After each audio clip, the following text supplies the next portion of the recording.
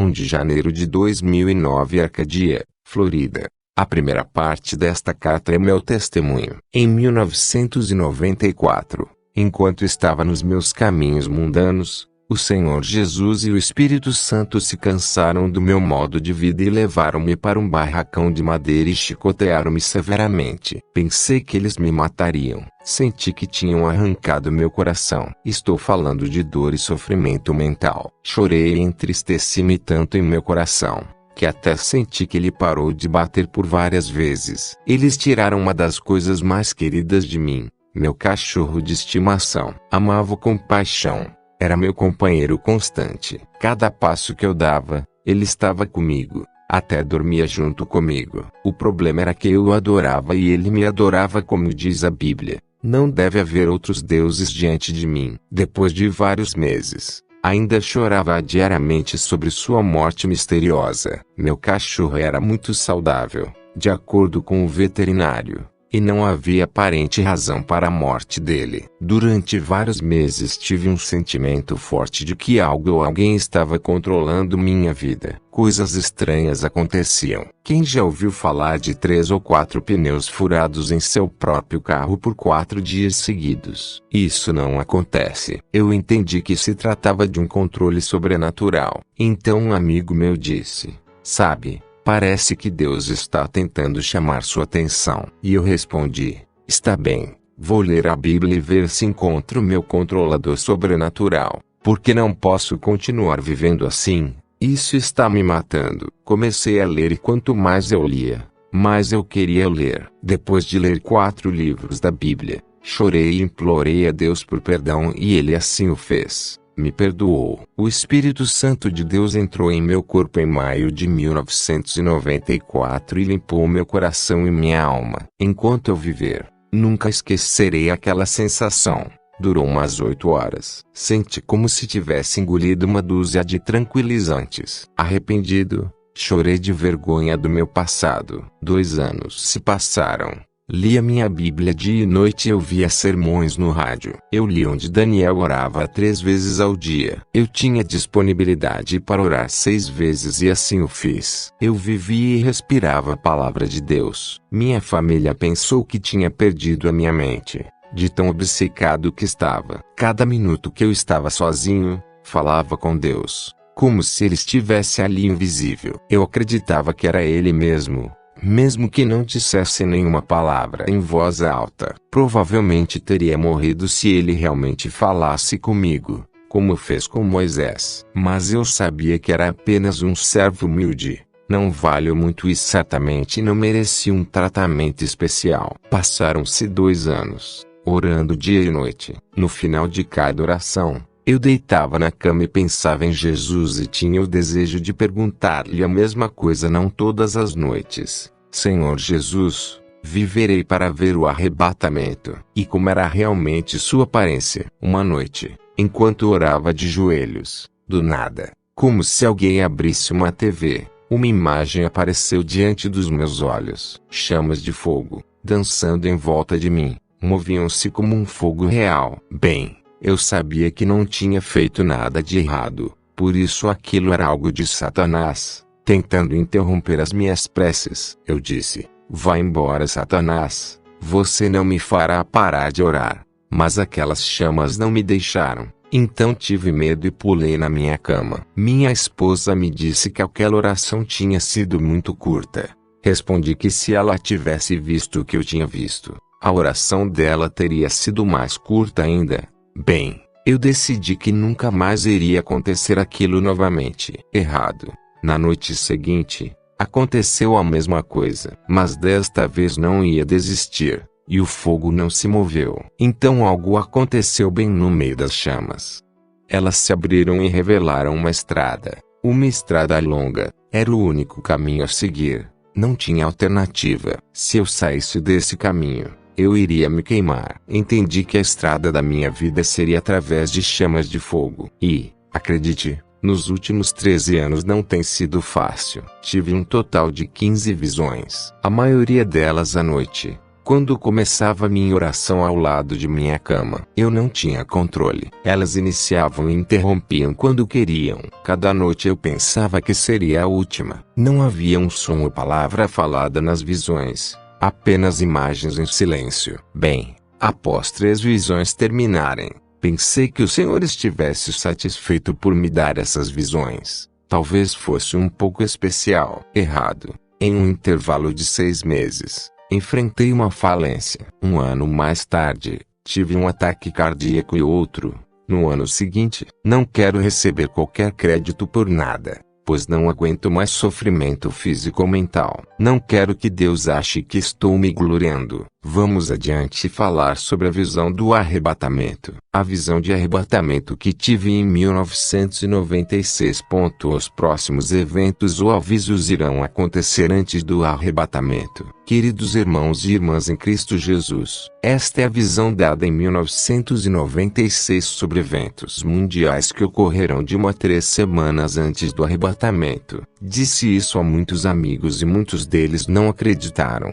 Muitos amigos cristãos deram de ombros e acabei deixando essa visão de lado por 13 anos. Agora sinto que o arrebatamento está tão perto que precisa ser revelado urgentemente. Sei que muitos sonhos e visões de arrebatamento caíram em descrédito e provavelmente ninguém vai acreditar nesta também. Mas tudo bem, apenas peço que se lembrem desta visão. Como diz a Bíblia, a revelação se provará com o tempo. A lembrança dessas visões poderá lhe poupar de muito sofrimento desnecessário. O Senhor não quer magoar a sua noiva. Aparecerá no céu um objeto estranho. Ele será grande em forma de esfera, como uma bola. Parecerá que foi construído em partes, como uma bola de futebol, com rebites enormes pelas costuras. Muitos chamarão isso de OVNI. Não sei, terá a cor de cobre ou bronze. Aparecerá em todas as televisões do mundo. As pessoas ficarão chocadas como no atentado ao World Trade Center. Ficarão coladas à sua TV. Mas você não deve ficar. Assim que vir isso, corra ao supermercado e compre água engarrafada e comida enlatada suficiente para cerca de 3 semanas. Porque entre 1 e 24 horas depois desse objeto ser visto mundialmente, haverá um enorme impacto na superfície do nosso Sol, do lado cego. Por isso não poderemos ver essa colisão. Um superasteroide gigante vai bater no Sol em um ponto vital, liberando uma grande tempestade solar, nocauteando toda a eletricidade da Terra, em todo o mundo. Aqueles de vocês que lerem isto, guardem, e isso poupará você e sua família de muita miséria. Nas 2 ou 3 semanas seguintes, enquanto a eletricidade estiver desligada, dentro de alguns dias o mundo inteiro vai começar a enlouquecer de fome. Os bancos não poderão trabalhar sem eletricidade. Não haverá bombas de gasolina para o transporte de alimentos. Os depósitos ficarão sem refrigeração e na escuridão total. Os ladrões, estupradores e assassinos saberão imediatamente que ninguém poderá chamar a polícia para ajudar, porque a tempestade solar queimou todos os satélites de comunicação, telefones celulares e telefones. Os policiais não poderão se comunicar entre si. Será o colapso total das grandes cidades. Haverá gritos e tiros durante a noite toda. Milhões ficarão atrás de portas fechadas, rezando e implorando por misericórdia de Deus, por ajuda e proteção. Ele responderá a milhões de orações. Milhões vão pedir perdão, e o Senhor e seus santos irão realizar milhões de milagres durante essas 3 semanas. Então, após cerca de 3 semanas acontecerá o arrebatamento. Embora existam diferentes fusos horários ao redor do mundo, o Senhor me mostrou que será noite aqui na Flórida. Em uma das visões, fui levado em espírito para um bosque atrás da minha casa na Flórida. Foi durante a primavera ou no início do verão e começou durante a noite. Não ouvi qualquer trombeta ou palavra, mas eu sei que vai ter, porque a Bíblia assim o diz. Como eu estava ali em espírito, um enorme feixe azul de luz desceu no meio de algumas árvores, como uma lanterna grande, sobre um círculo de 1 metro ao meu redor. A luz azul era idêntica à luz de um soldador. Era tão forte que cegava. Coloquei minhas mãos sobre meus olhos para ver se eu poderia ver do que ou de onde emanava essa luz. Então eu notei no céu distante, norte, sul, leste e oeste. Estrelas azuladas saindo do chão em espiral para cima e viajavam rápido. Dirigiam-se para algo brilhante azul que emanava aquele feixe de luz na minha direção. Poderia ser o Senhor ou uma porta aberta do céu. Eu não sei dizer. Era muito brilhante e ofuscante. De qualquer forma, essas pequenas estrelas azuis foram subindo em bandos, em quantidades diferentes, dependendo do tamanho da cidade ao meu redor. De repente, quando chegaram a certa altura, aumentaram 10 vezes a sua quantidade. Percebi que eram aqueles vivos em Cristo que se ajuntaram aos mortos em Cristo. Eu estava muito distante e não podia ver os corpos glorificados nem os vestidos brancos, mas tinha certeza de que todos haviam se transformado. De repente, saí do meu corpo e vi-me em pé na luz. Foi quando vi minha própria carne brilhando como um raio. Todo o meu corpo, porém minhas roupas permaneciam as mesmas. Instantaneamente, sumi e minha roupa caiu no chão. Pelo que eu vi nesta visão, eu era o último a subir, porque todos os viventes em Cristo haviam se juntado aos que ressuscitaram. Na tarde seguinte, havia lido a Bíblia por cerca de 1 hora. Levantei-me em minha sala para fazer uma pausa, quando apareceu uma nuvem azul próxima a meu rosto, da mesma cor do feixe da visão de arrebatamento. Era uma forma ovalada, com cerca de 90 centímetros de comprimento e 60 centímetros de altura, com o número 21 em um branco brilhante no meio dela. Eu nunca entendi o significado do 21. Talvez seja o dia do arrebatamento, porém não faço ideia do que seja. Bem, isso me assustou.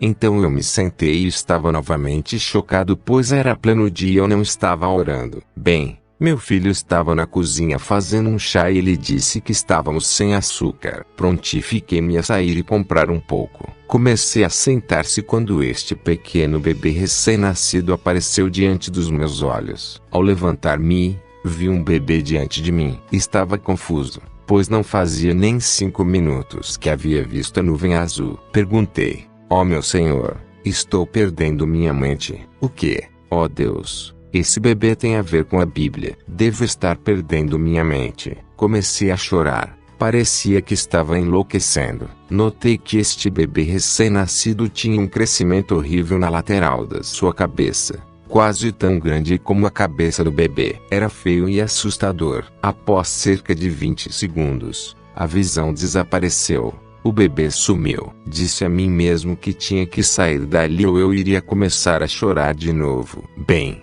fui comprar o açúcar. Entrei na loja. O proprietário e eu éramos os únicos lá. Ele estava ao telefone falando com algum amigo dele. Eu estava no balcão esperando sair do telefone, quando de repente uma jovem entrou na loja. Ela veio ao meu lado e falou com meu amigo ainda no telefone. Ela disse: "Você viu meu bebê? Nasceu há poucos dias." Ao que ele respondeu negativamente. Por caso, olhei para baixo e quase desmaiei. Era o mesmo bebê que havia visto 10 minutos antes. As minhas pernas ficaram bambas e tive que me apoiar no balcão para não cair. Minha reação enfureceu e insultou muito a jovem mãe. Ela gritou comigo e disse que o médico informou ser só uma marca de nascença, e iria diminuir e desaparecer. Então, saiu da loja. Meu amigo disse: "Você viu aquela coisa na cabeça do bebê?" Eu disse que sim. Eu já havia visto 10 minutos antes de entrar aqui. Essa foi a última visão. Nunca mais tive outra em 13 anos. A única coisa que eu consigo imaginar é que o Senhor estava me mostrando que cada visão que Ele me mostrou irá acontecer. Meus amigos, tudo o que peço é para lembrarem o que vocês ouviram aqui. Não precisam acreditar. Apenas lembre-se, seu irmão em Cristo, um servo desconhecido,